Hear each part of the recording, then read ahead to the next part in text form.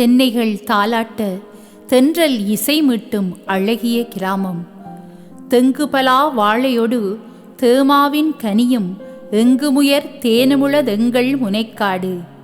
இயற்கை எழிலும் வளங்களும் நிறைந்து மட்டக்களப்பு படுவான்கரை பெருநிலப்பரப்பின் மூத்த பாரம்பரிய கிராமங்களில் ஒன்றாக திகழ்வது முனைக்காட்டு கிராமம். இக்கிராமத்தில் இன்று வரை பாடப்பட்டு வரும் கும்மி பாடல் ஒன்றில் மேற்படி வரிகள் இடம்பெற்றுள்ளன. இப்பாடலை இயற்றியவர் காலஞ்சென்ற சிந்தாத்துறை ஆசிரியர் அவர்களாவார். சிந்தாத்துறை ஆசிரியரின் மூத்த மகனே இன்று நாம் ஆண்டவருக்கு நன்றி கொண்டாடும் வாழ்வை வாழ்ந்து படைத்தவரண்டை போய் சேர்த்துவிட்ட திரு ஜெயசீலன் அவர்கள். பெரிய வாத்தியார் என்று கிராம மக்களால் அன்போடும் மரியாதையோடும் அழைக்கப்பட்ட சாமுவேல் ஞானமுத்து அவர்கள் 1888 மார்ச் மாதம் 12 பிறந்தார். மெதடிஸ்த மிஷன் பாடசாலையில் கல்வி கற்று பின்னர் ஆண்டவர் இயேசுவை தன் சொந்த இரட்சகராக ஏற்றுக்கொண்டு தற்போது முனைக்காட்டில் இருக்கும் பாடசாலை மெதடிஸ்த மிஷன் பாடசாலையாக உருவாக காரணமானவர். இவரே இப்பாடசாலையின் ஸ்தாபக தலைமை ஆசிரியர். பாடசாலை நிறுவப்பட்ட காணி இவரது மைத்துனரால் நன்கொடையாக வழங்கப்பட்டது. இறுக்கமான பாரம்பரியங்களும் பண்பாடுகளும் நிலவிய ஒரு காலகட்டத்தில் இரட்சகராய் இயேசுவை ஏற்றுக்கொண்டு விசுவாசத்தின் தந்தையாம் ஆபிரகாம் போல பல தடைகளின் மத்தியில் முதலைக்குடா மெதடிஸ்த திருச்சபை அக்கிராமத்தில் உருவாக காரணமானவர். கர்த்தரை தன் நம்பிக்கையாய் கொண்டிருந்தார். ஆங்கிலேயர்கள் மகா உயர்ந்தவர்கள்.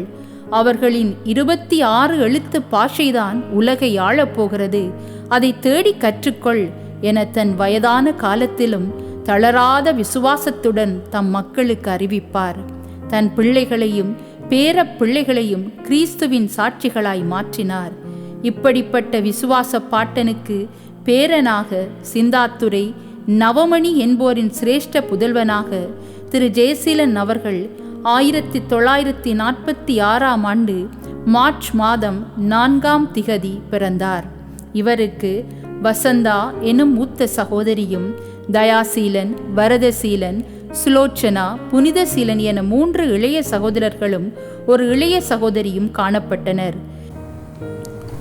ஆண்டவர் இயேசு கிறிஸ்துவின் பேரினாலே உங்கள் அனைவரையும் நான் இந்த காணொளி ஊடாக சந்திப்பதிலே ஆண்டவருக்கு நன்றி செலுத்துகிறேன்.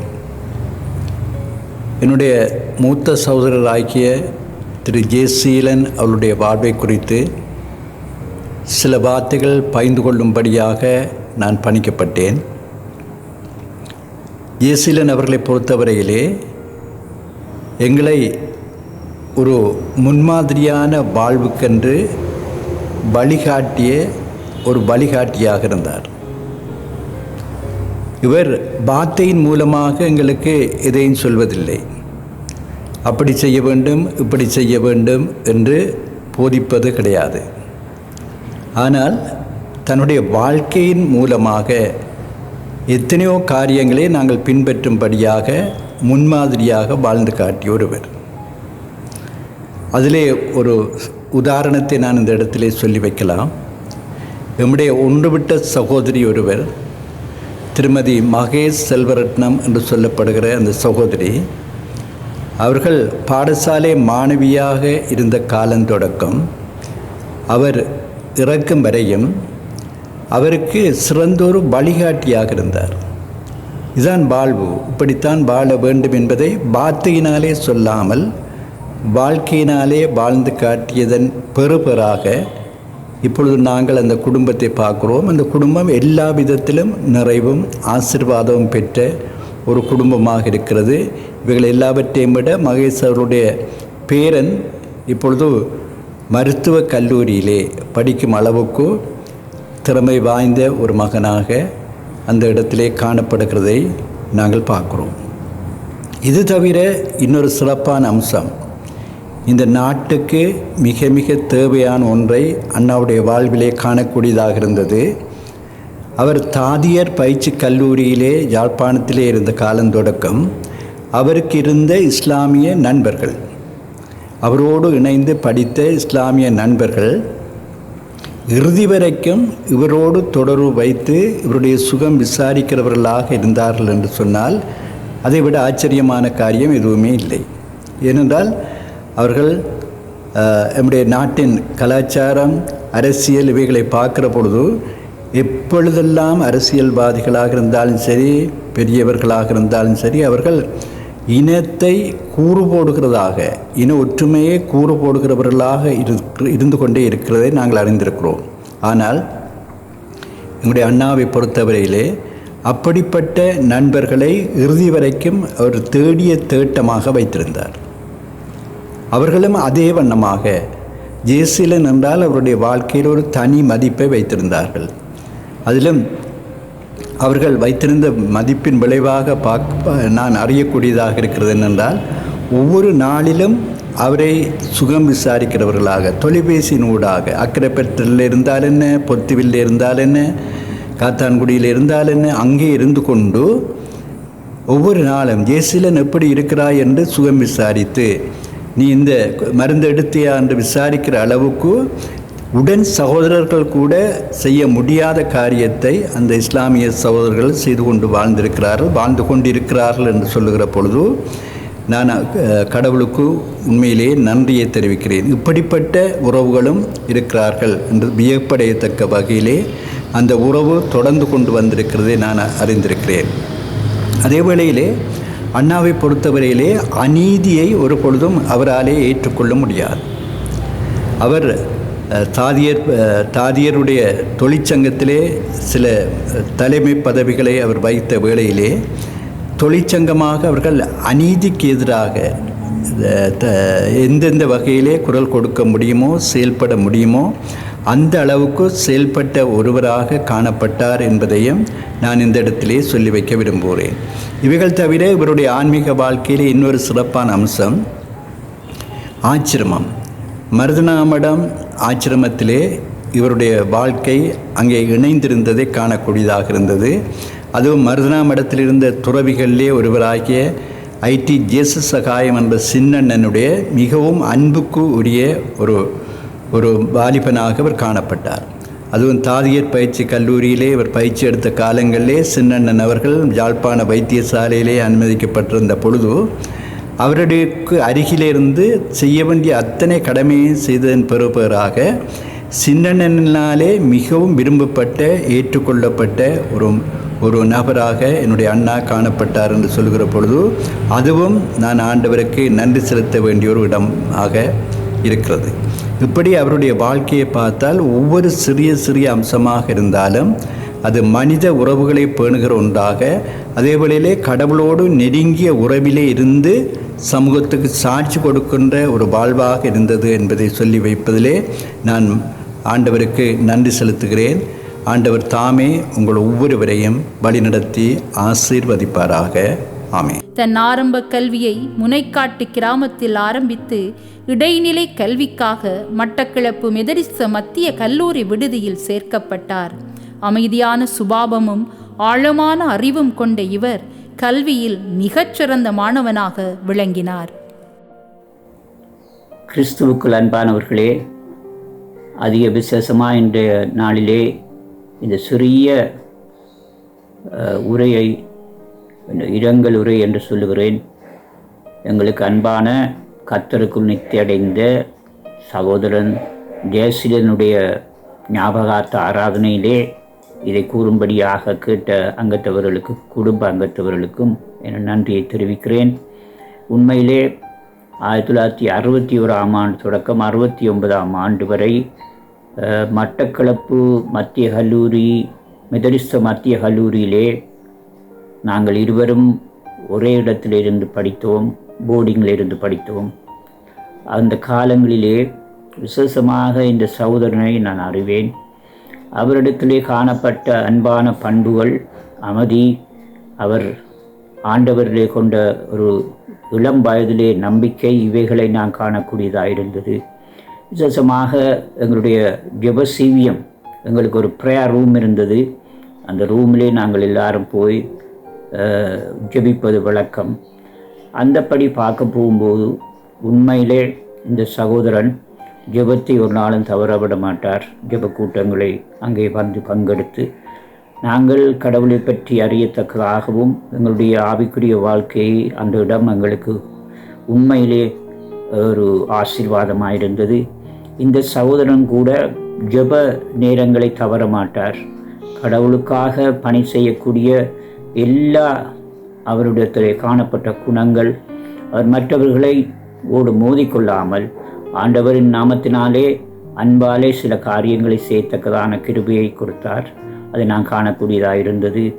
அருமையான இந்த சகோதரனுக்கு கூட அவருடைய வாழ்நாள் முழுவதும் அவர் ஜீவித்த காலத்திலே, அவர் வேலை செய்ய தொடர்ந்த காலத்திலே மக்களுக்கு சேவை செய்தார். அது ஆண்டவருக்கு செய்த சேவை. அவர் தாதியராக கடமையாற்றினார் என்று எல்லாருக்கும் தெரியும். ஆகையினாலே உண்மையாகவே இந்த சகோதரனுடைய குடும்ப வாழ்க்கை, அவருடைய பிள்ளைகள் யாவரையும் கடவுளின் கிருபையின் கரம் கைவிடாதபடி காத்துக்கொள்ளும். கர்த்தருடைய அன்பு குறைவுபட்டதல்ல, அது நெடுகிலும் உங்களை வழிநடத்தும் என்று சொல்லி என்னுடைய நன்றிகளையும் ஆசைகளையும் கூறி கடவுளுக்கு நன்றி செலுத்தி முடிக்கிறேன். நன்றி. பாடசாலை விடுதியில் இடம்பெறும் ஜெப கூட்டத்திற்கு இடத்தை ஆயத்தம் செய்யும் பணி இவரிடம் கொடுக்கப்பட்டிருந்தது. ஒரு நாள் ஜெப அறையை ஆயத்தம் செய்ய போகும்போது பவுலை சந்தித்த பேரொளியை அவ்வறையினுள் இவர் கண்டார். சிறுவனாய் இருக்கும் போதே ஆண்டவரின் அழைப்பை பெற்று தன் பாட்டனார் போலவே ஆண்டவர் இயேசுவில் அசைக்க முடியாத விசுவாசத்தை கொண்டிருந்தார். கல்வியில் மாத்திரமல்ல, இவர் விளையாட்டிலும் தன் திறமையை வெளிப்படுத்தினார். பாடசாலை விடுமுறை காலங்களில் வீடு வரும்போது தன் நண்பர்களுடன் கரப்பந்து விளையாட்டினை விரும்பி விளையாடுவார். முனைக்காட்டிலிருந்த சில நண்பர்களுடன் சேர்ந்து 1960களின் இறுதி பகுதியில் முனைக்காட்டில் முதலாவது கரப்பந்தாட்ட குழு லூதர் கிங் விளையாட்டுக் கழகம் நிறுவப்பட்டது. மார்ட்டின் லூதர் கிங் என்ற கருப்பின தலைவர் அமெரிக்காவில் சுட்டு கொல்லப்பட்ட நாட்களவை. மனித உரிமைகளுக்காய் உயிர் கொடுத்த அந்த ஆன்மீக தலைவரை தன் கிராமத்தவர் அறியச் செய்த முற்போக்கு சிந்தனை கொண்டவர் ஜெயசீலன் அவர்கள். ஜெயசீலனை நினைவில் கொள்ளும் போது எனது மனதில் முதலில் பதிவது அவரது தோற்றம், உயரம். அதனூடாக பாட்டன் பெரிய வாத்தியாரை அவர் உரித்தெடுத்தவர். பெரிய வாத்தியார் என்று முனைக்காடு அழைத்த அந்த மனிதர் முனைக்காட்டின் கல்வி வளர்ச்சிக்கு கல் நாட்டிய பெரியவர் ஞானமுத்து ஐயா. 1968 முனைக்காடு கரம்பத்தாட்ட கழகம் ஆரம்பிக்கப்பட்ட போது அதற்கு பெயரொன்றை தேடிய 4-5 இளைஞர்களுள் ஜெயசீலனும் ஒருவர். அப்போது அமெரிக்க கருப்பின தலைவர் மார்ட்டின் லூதர் கிங் சுட்டுக் கொல்லப்பட்டிருந்தார். அந்த நேரம் அவரது பெயரை லூதர் கிங் கரப்பந்தாட்ட கழகம் என்று முனைக்காட்டு கரம்பத்தாட்ட குழுவுக்கு சூட்டியவர்களுள் ஜெயசீலனும் ஒருவர். அந்த கழகமே இன்று விருட்சமாக வளர்ந்து இருக்கின்ற முனைக்காடு ராமகிருஷ்ண விளையாட்டுக் கழகம்.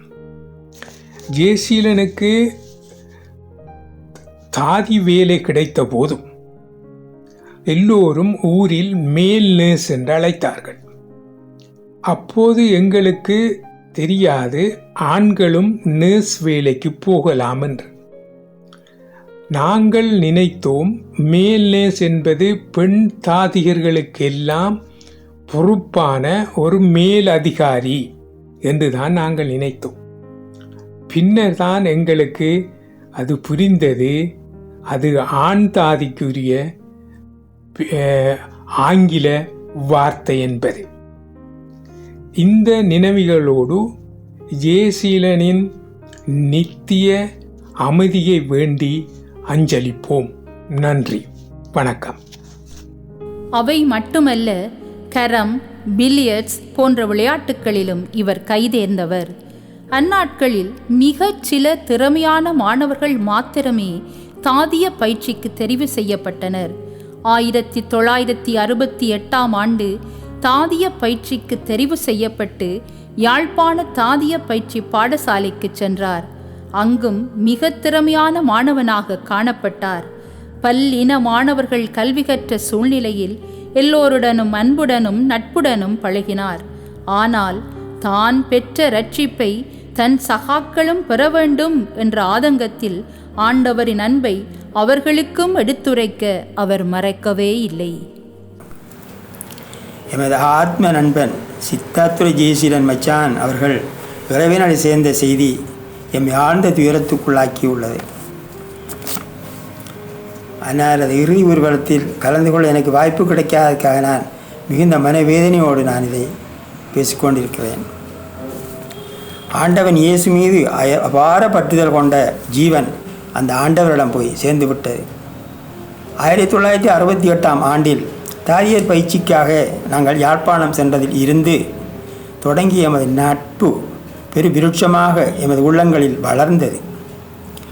3 வருடங்கள் பயிற்சியின் பின்னர் பல வைத்தியசாலைகளில் நாங்கள் ஒன்றாகவே வேலை செய்ததுடன் எங்கள் அன்பு தொடர்பு அவர் மரணம் வரை நீடித்ததை அவரது மனைவி மக்கள் அறிவார்.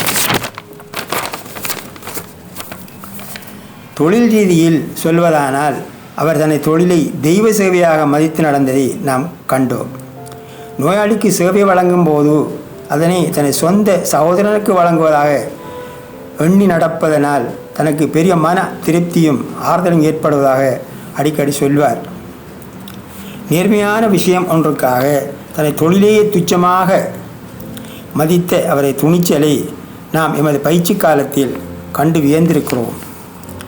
பாரிய இயேசு பக்தனானே அவர் போன்ற அந்நிய மத நண்பர்களை உயிருள்ளவரை நேசமாக மதித்து நடந்ததனை எம்மால் மறக்க முடியவில்லை.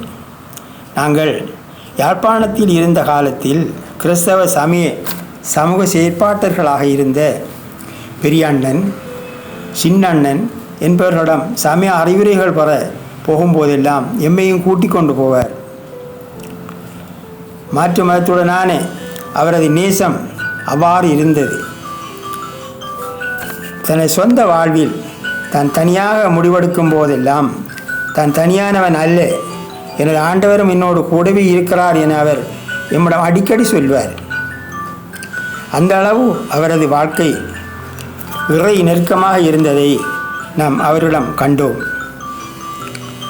அவரது பிரிவால் துயரத்தில் இருக்கும் அவரது மனைவி, மக்கள், பேரப்பிள்ளைகள், சகோதர சகோதரிகள், உறவினர்கள் அனைவருக்கும் அதனை தாங்கிக் கொள்ளும் சக்தியையும் சாந்தியையும் வல்ல இறைவன் வழங்குவானாக. நண்பர் ஜெயசீலன் அவர்களது ஆன்மா சாந்தியடைய எல்லாம் வல்ல இறைவனை இருகரம் ஏந்தி பிரார்த்திக்கிறோம். ஆமென். 3 ஆண்டுகள் தாதிய பயிற்சியை முடித்த பின் முதல் நியமனத்தை தேசிய வைத்தியசாலை பதுளையில் பெற்றுக்கொண்டார். 2 வருடங்கள் அங்கு பணியாற்றிய பின் மாற்றலாகி மட்டக்களப்பு போதனா வைத்தியசாலையில் 1973 பணியேற்றார். அக்கால பகுதியில் மட்டக்களப்பில் வசித்த அவரது மூத்த மாமனாரான ஞானமுத்து விஜயசிங்கம் அவர்களுடைய வீட்டிலே தங்கியிருந்து வைத்தியசாலைக்கு செல்வார். அங்கிருந்த தன் மாமனாரின் பிள்ளைகளோடும் அவர்களின் உறவின பிள்ளைகளோடும் மிகவும் அன்பாக பழகுவார். தன் மாமனாரும் மாமியும் தன்னை பராமரித்த விதத்தை அடிக்கடி நினைவு கூறுவார். தனது மாமியார் எத்தனை பேர் அவ்வீட்டில் தங்கியிருந்தாலும் மதியம் 12 மணிக்கு முதல் சமையலை முடித்து தனக்கு சுவையான உணவு தருவார் என அடிக்கடி கூறிக்கொள்வார். இவ்வாறு தன் உறவுகளோடும் நல்ல உறவை இவர் கொண்டிருந்தார். நான் சாந்தராஜ். நான் காலஞ்சென்ற ஜெயசீலன் அவர்களுடைய ஃபர்ஸ்ட் கசின். எனது தந்தையாரின் வழியில் அவரின் வாழ்வை நினைவு கூற இன்று கூடும் நேரத்தில் எங்கள் குடும்பத்துடன் அவர் கொண்டிருந்த ஆழமான பாசத்தை நான் நன்றியுடன் நினைவு கூறுகிறேன். என் தாயார் அவரை மிகவும் நேசித்தார். நான் O-level படித்துக் கொண்டிருந்த காலத்தில் அவர் யாழ்ப்பாணத்தில் தாதியர் பயிற்சியை முடித்துக் கொண்டு மெட்ரிகுலோ ஹாஸ்பிட்டலில் முதலாவது முதலாவதாக அவர் வேலையை ஆரம்பித்தார். அப்பொழுது அவர் எங்கள் வீட்டில் இருந்துதான் வேலைக்கு போவார். அப்பொழுது எனது தாயார் சில நேரம் அவர் நைட் டியூட்டியில் இருக்கும் பொழுது இரவு உணவை தயாரித்து என்னிடம் தருவார் கொண்டு கொடுக்க சொல்லி. அந்த உணவை கொண்டு கொடுத்த பிறகு நோய்கள், மருத்துவம் அவைகளை பற்றி நாங்கள் உரையாடுவோம். ஒரு 5-10 நிமிஷம் இருந்து அவர் என்னோடு உரையாடுவார். அந்த உரையாடல்களின் மனதில் ஆழமாக பதிந்திருக்கின்றன. பின்னர் நான் மருத்துவத்துறையை தேர்வு செய்யும் பொழுது அந்த நாட்களில் இந்த நினைவுகள் எனக்கு வழிகாட்டியாக இருந்தது என்று கூட கூறலாம். அவர் தமது கடமையை தாண்டியும் பலருக்கு உதவியவர். மருத்துவமனையில் உதவி தேவைப்பட்ட பலருக்கும் அவர் அளித்த கருணையும் வழிகாட்டுதலும் இன்னும் என் நினைவில் நிற்கின்றன. நான் மட்டக்களப்புக்கு சென்ற போதெல்லாம் அவரை சந்தித்து பயனுள்ள உரையாடல்களை நடத்துவது எனக்கு ஒரு மகிழ்ச்சியாக இருந்தது. இன்று அவரது அன்பிற்கும் மனிதநேயத்திற்கும் எங்கள் வாழ்க்கையில் அவர் விட்டு சென்ற நல்ல தடங்களுக்கும் நன்றி செலுத்துகின்றேன். இந்த துயர நேரத்திலும் அவருடைய குடும்பத்தாருக்கு தேவன் ஆறுதலும் வலிமையும் தர வேண்டும் என்று அருள் வேண்டி பிரார்த்திக்கிறேன். அவர் இப்போது தேவனின் கரங்களில் இருக்கிறார் என்ற நம்பிக்கையில் நாம் உறுதியாக இருக்கிறோம். நன்றி. 1974 ஆண்டளவில் தன் அம்மம்மாவுக்கு உதவியாளராக வைத்தியசாலையில் நின்ற செல்வி நிர்மலாவைக் கண்டு காதல் கொண்டு கர்த்தரின் அன்பை அவருக்கு கூறி அவரை கிறிஸ்தவராக்கி காதல் மனைவியாக்கி கொண்டார். நிர்மலா தன் இள வயதில் மட்டக்களப்பில் இடம்பெற்ற அழகுராணி போட்டியில் அழகுராணியாக தெரிவு செய்யப்பட்டிருந்தார். இதனால் அவரின் புகைப்படம் ஒன்றினை பெரிதாக்கி அழகுக்காக ஸ்டூடியோ முன்றலில் வைத்திருந்தார்கள். திருமணம் முடித்தவுடன் அப்புகைப்படத்தினை பணம் கொடுத்து வீட்டிற்கு கொண்டு வந்து விட்டார். தன் காதல் மனைவியுடனான இல்லறம் நல்லறமாகி 1975 நிரோஷா என்னும் மகள் பிறந்தாள். அன்பு சகோதரன் ஜெயசீலன் அவர்களும் அன்பு சகோதரி நிர்மலா அவர்களும் ஒருவரை ஒருவர் கண்டு மனதார விரும்பி மணவாழ்வுக்குள்ளே நுழைந்தவர்கள். ஜெயசீலனைத்தான் தன் வருங்கால துணைவியாரை கண்டுபிடித்தது ஒரு ஆச்சரியம்தான். மட்டக்களப்பு போதனா வைத்தியசாலையில் நிர்மலாக்கா தன் உறவினர் ஒருவரை வாட்டிலே வைத்து பராமரித்து கொண்டிருந்த போது இருவரும் ஒருவரை ஒருவர் சந்தித்து தம் அன்பை வெளிப்படுத்தி நேசிக்க தொடங்கினார்கள். இந்த உறவின் அஸ்திவாரத்துக்கு தளமமைத்து கொடுத்தது நமது போதனா வைத்தியசாலை தான். இருவரும் அழகிலும் குணத்திலும் எந்த வகையிலும் குறைந்தவர்கள் இல்லை. அன்பு மலர்ந்து மனம் வீசிக்கொண்டிருந்த வசந்த காலங்களில் ஆங்காங்கே சில சலசலப்புகளை இருவரும் எதிர்நோக்க வேண்டியிருந்தது. சந்தித்த எதிர்மறை காரியங்கள் அனைத்தும் அவர்களது ஆணித்தரமான அன்பிற்கு ஊன்றுகோலாயிருந்தது. இவர்களது அன்பின் வாழ்வு இல்லற வாழ்வாக ஆரம்பித்த போது ஜெயசீலன் அத்தான் தன் துணைவியாருக்கு பல தேவைகளை நிறைவேற்ற வேண்டியிருந்தது. மனைவிக்கு ஒரு அழகான வீடமைத்து கொடுக்க வேண்டும் என்ற பேரார்வத்தில் மத்திய கிழக்கு நாடு சென்று சம்பாதித்து மட்டக்களப்பிலே காணி வாங்கி அழகியதோர் இல்லம் அமைத்து இன்புற வாழத் தொடங்கினார்கள். ஒருவரிடமும் ஒரு சதமும் வாங்க துணியாதவர் ஜெயசீலன்தான். இணைபிரியாத இந்த சோடிக்கு 2 குழந்தைகள், ஆசைக்கு ஒரு பெண்மகளும் அன்புக்கு ஒரு ஆண்மகனும் பிறந்தார்கள். இருவரையும் கர்த்தருக்குள் வளர்த்ததுமின்றி உலகியல் கல்வியிலும் உயர வைத்தவர்கள். இணைபிரியா சோடியில் ஒன்று உயரே சென்று விட்டது, மற்றது தவியாய் தவிக்கிறது. இருவருடைய அன்பியல் வாழ்வின் காவியம் மிகவும் ஆச்சரியமானது. நித்தியத்திலே கர்த்தருடன் வாழும் ஜெயசீலன் அத்தானின் உலகியல் வாழ்விற்காக கர்த்தரை சோத்தரிக்கிறேன். நன்றி. மகளை அதிகமாக அவர் நேசித்தார். மகளை மாத்திரமல்ல, தன் மூத்த சகோதரியின் பிள்ளைகளையும் தன் மனைவியின் சகோதரரின் பிள்ளைகளையும் அன்புடன் அரவணைத்தார். தன் மனைவியின் குடும்பத்தார் பிற மதத்தவராக காணப்பட்டாலும் தன் வாழ்க்கை மூலம் அவர்களுக்கு இயேசுவின் அன்பை காட்டினார். உதவியென்று யார் வந்தாலும் அவர்களுக்கு எப்பொழுதும் இன்முகத்துடன் உதவி செய்ய ஆயத்தமாயிருப்பார். Hello, vanakkam everyone.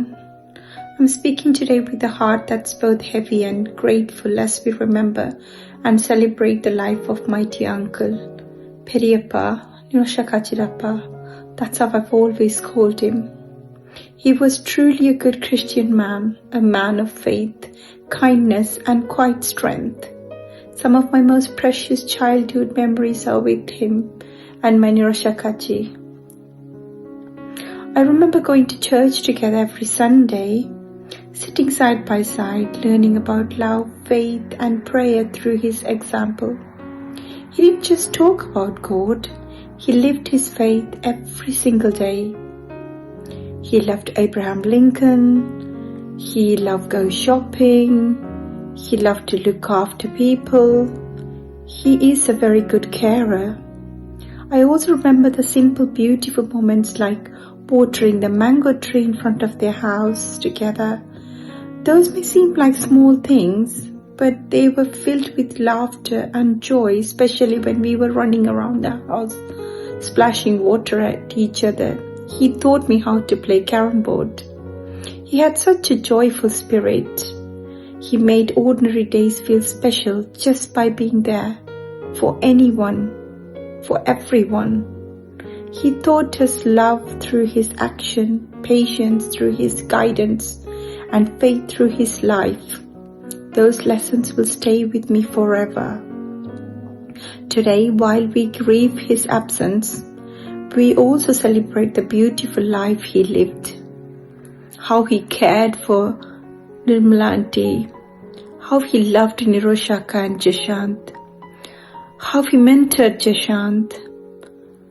We find comfort in knowing that he is now in a better place, resting eternal peace, embraced by the Lord he loved so deeply. Uncle, thank you for the memories, for the faith you've showed us, and for the joy you brought into our lives. You will always remember in our heart. May your soul rest in peace.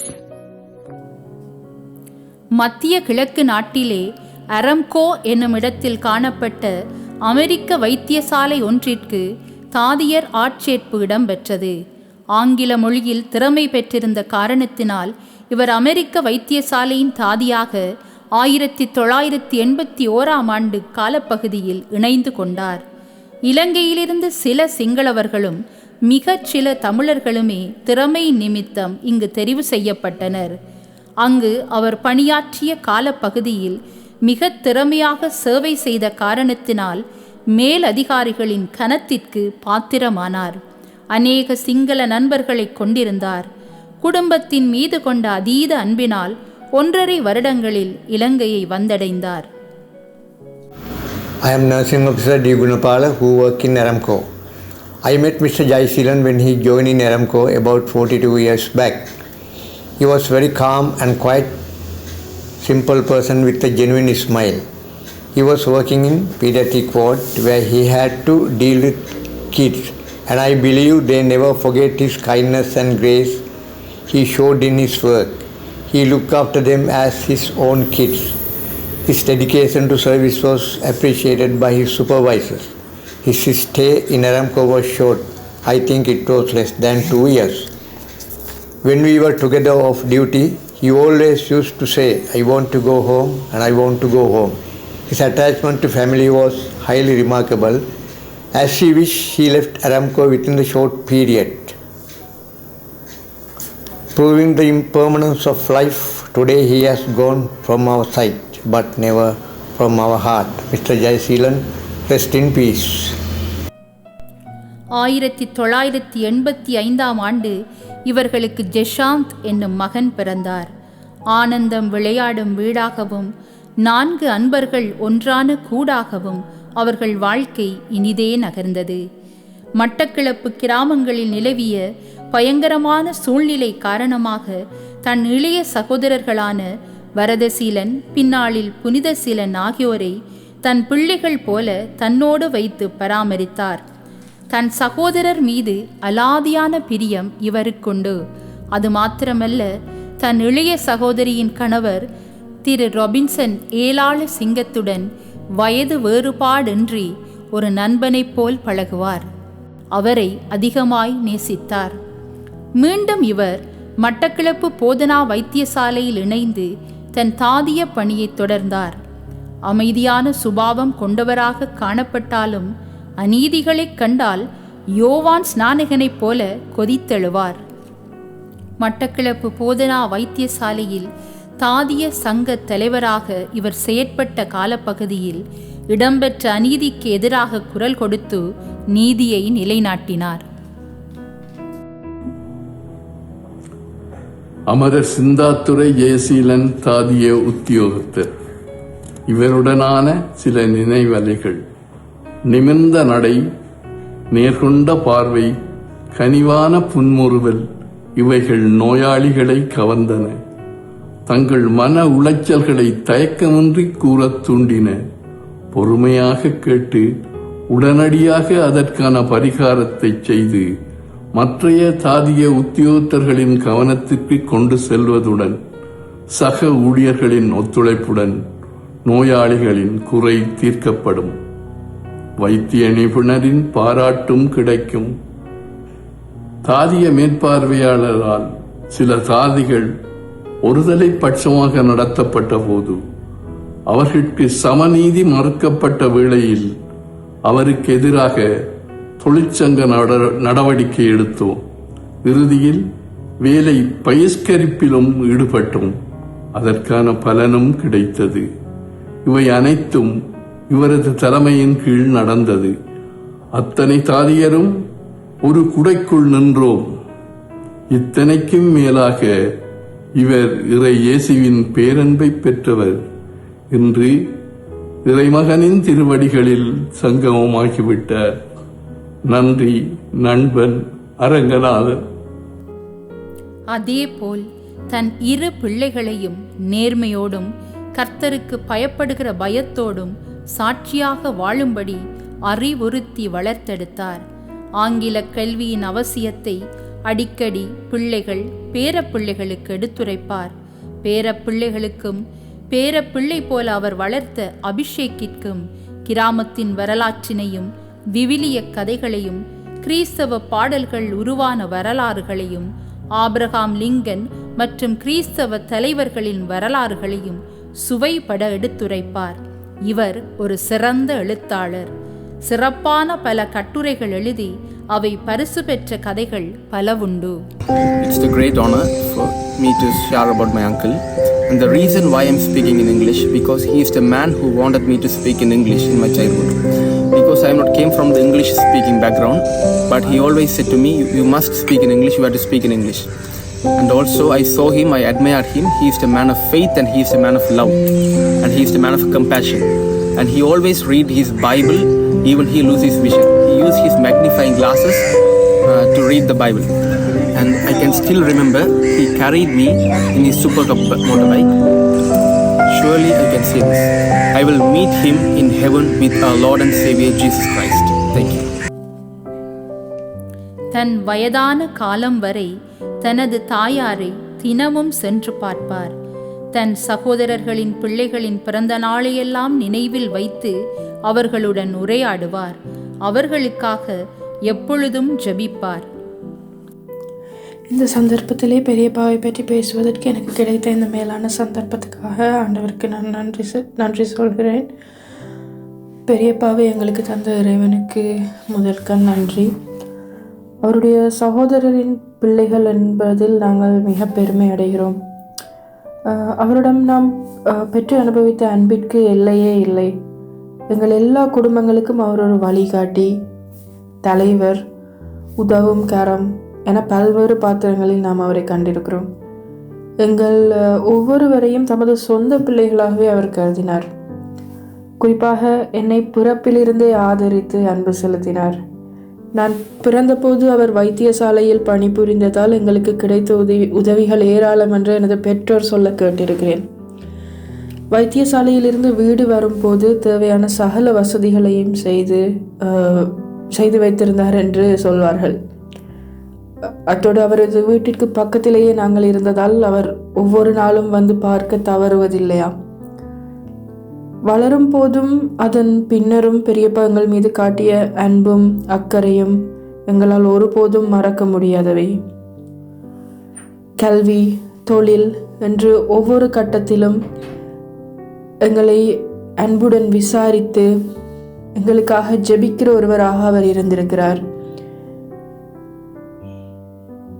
எனது தங்கை நயோமியினது வாழ்க்கையிலும் அவரது அன்பின் தாக்கம் நிறையவே இருந்திருக்கிறது. நாங்கள் திருகோணமலையிலிருந்து மட்டக்களப்புக்கு வருகின்ற போதெல்லாம் எங்களை சந்தித்து உறவாடுவதில் அவர் அடையும் மகிழ்ச்சிக்கு அளவே இல்லை. திரும்பி செல்லும் போதும் ரயில் நிலையம் வரை வந்து அல்லது பஸ் நிலையம் வரை வந்து வழி அனுப்பும் காட்சிகள் ஒருபோதும் என் மனதை விட்டு அகலாது. கண் பார்வை பாதிக்கப்பட்டிருந்த காலத்திலும் கூட சில நேரங்களில் அவர் ஞாபக மறதியால் இருந்த வேளைகளிலும் கூட எங்கள் குரல்களை வைத்து இனம் கண்டு கரங்களை பற்றி பிடித்து பெயர் சொல்லி அழைக்கும் பெரியப்பாவின் பேரன்பு இனி எங்களுக்கு இல்லை என்பது கவலை. ஆனாலும் அவர் இயேசுவோடு இருக்கிறார் என்பதில் மிகுந்த ஆறுதலும் அமைதியும் அடைகிறோம்.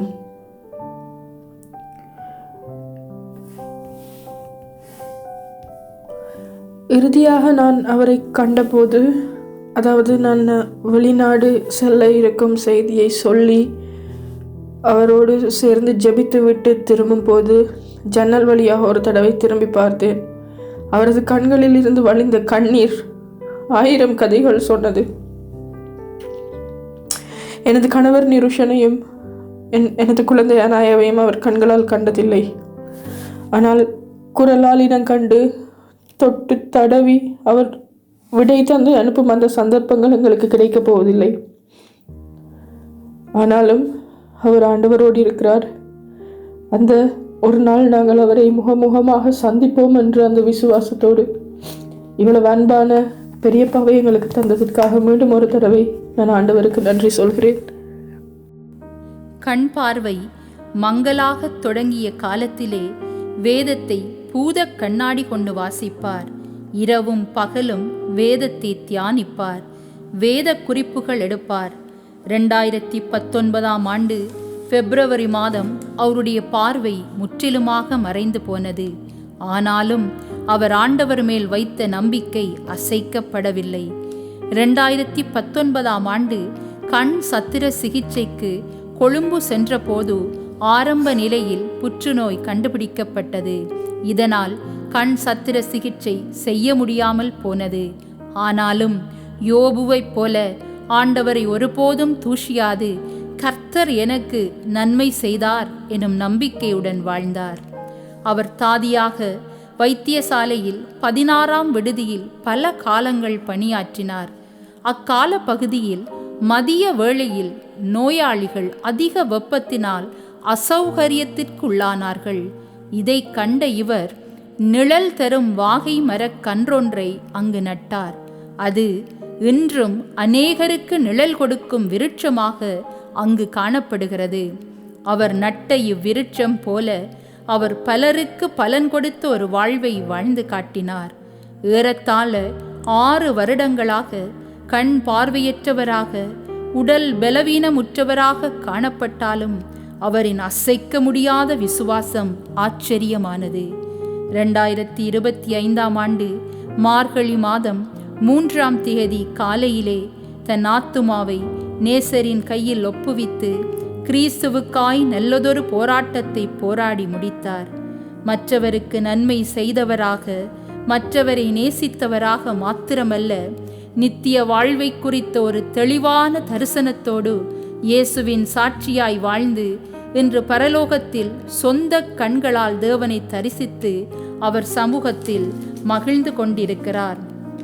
அவர் விசுவாச பயணத்தை பார்த்த நாமும் எமக்கு பூமியில் தரப்பட்ட ஒரே ஒரு வாழ்க்கையை தேவனுக்காய் அர்ப்பணித்து தேவ சித்தம் செய்து தேவனாம் இயேசு கிறிஸ்துவை மற்றவருக்கு அறிவித்து நித்திய வாழ்வின் நிலையான தரிசனத்தோடு நாமும் ஒரு நாள் பரலோகம் சென்று திரு ஜெயசீலனை முகமுகமாய் சந்தித்து எம் இரட்சகர் சமூகத்தில் அகமகிழ்ந்திருப்போம். Grandpa, I know you are in heaven now. You didn't get to see my face when you were on earth, but you could feel my love in your heart. Thank you for the beautiful memory. I love you. I miss you. The best grandpa in the world. I love him very much because he never scolds me. And he always listens about my day. I love him very much. Thank you. Today, I'm going to talk about the person who loves me unconditionally. I was born on the day when Grandpa got discharged from Durham's Hospital, Colombo. And from that moment on, he was always by my side. I remember the warm memories of him being there when Granny cooked, telling me Bible stories, and taking me to the Montessori in three-wheeler. He was my constant companion, my cheerleader, and my inspiration.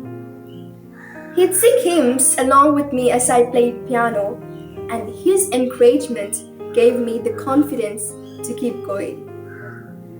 And when I won my first competition, his pride and joy can't express in words. And it motivated me to do more. But what I'll always cherish is that he never scolded me, only loved me with a love that's hard to put into words. I love my grandpa very much. I miss him badly. But I know I meet him one day on a beautiful shore. Thank you, Grandpa, for learning me in faith in Jesus. I love you forever and ever. Love you, Grandpa.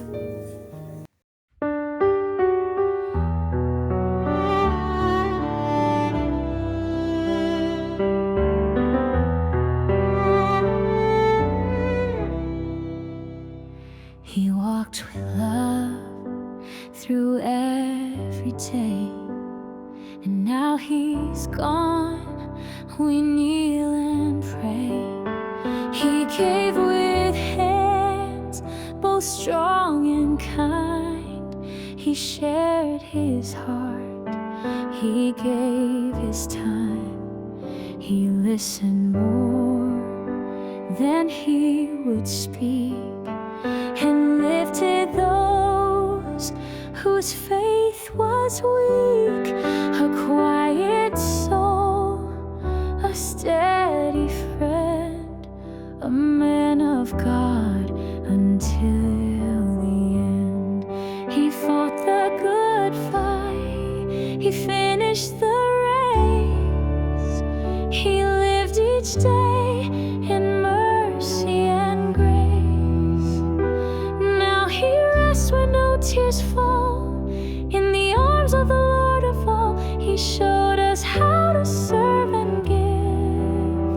That was a life well lived. He prayed in silence every night. He stood for truth. He lived the light. He loved his family, held them near, and gave us faith to calm our fear. We miss his smile, his gentle ways, but know we'll see him on that day. A crown awaits, the Savior stands and takes him home with nail-scarred hands. The night may fall, but not for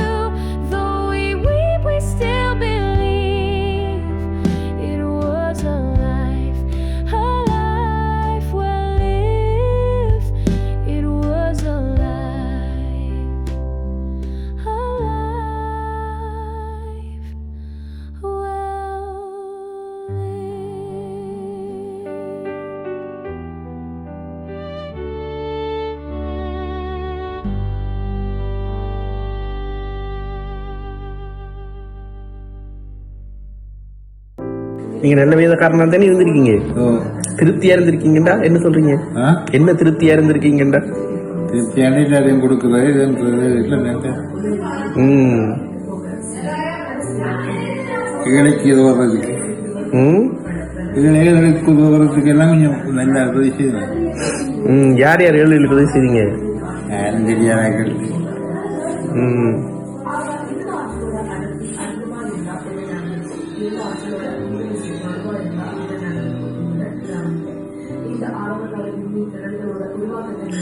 சரி சரி. அப்ப சந்தோஷமான ஒரு வாழ்வு வாழ்ந்திருக்கீங்க. அந்த வாழ்வுக்கான ரகசியம் என்னப்பா? நாங்களும் சந்தோஷமா இருக்க சொல்லிட்டாங்க.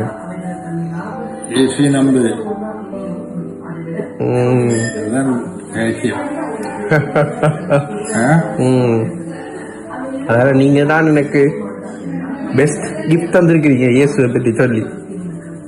இயேசுவை பற்றி நான் பூரணமா நம்புறது தான் பெரிய காரியம். நீங்க தான் எங்களோட பெஸ்ட் டேட்.